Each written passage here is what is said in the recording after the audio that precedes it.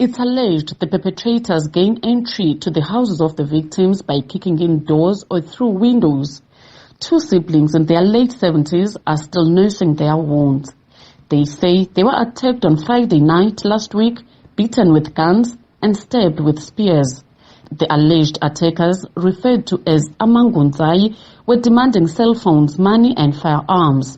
The name Amangunzai refers to young men on horseback who covered their faces with balaclavas.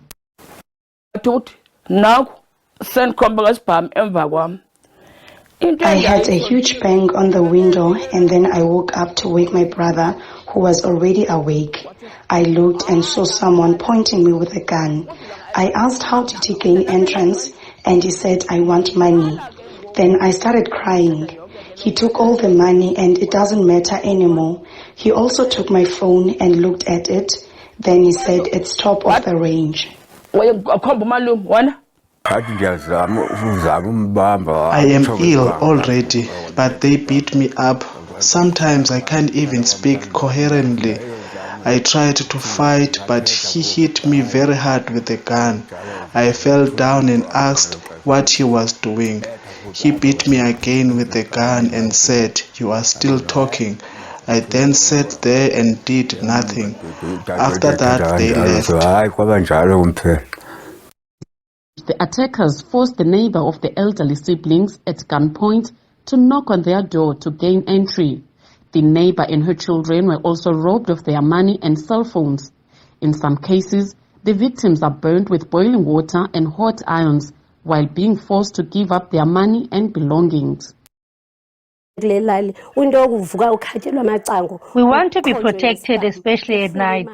Things are really bad in this village. They kick our doors open and gunpoint us together with our children. Elderly people who are sick get beaten up. They are really traumatized. These criminals are very rude and disrespectful. All three of us in my house together with my children had our phones robbed, including our routers and stock for our money.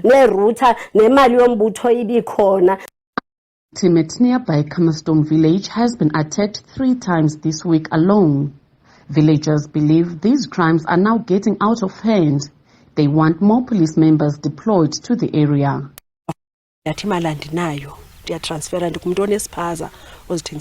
They wanted money and I told them I don't have it. I own a spaza shop where I sell bread and biscuits to make a living. I left Cape Town where I worked so I could stay at home. They took all my stock and left. They also beat me. I am bruised all over my body. In another village, the criminals poured boiling water on a man after he said he didn't have money. They also burnt him with a hot iron on his stomach.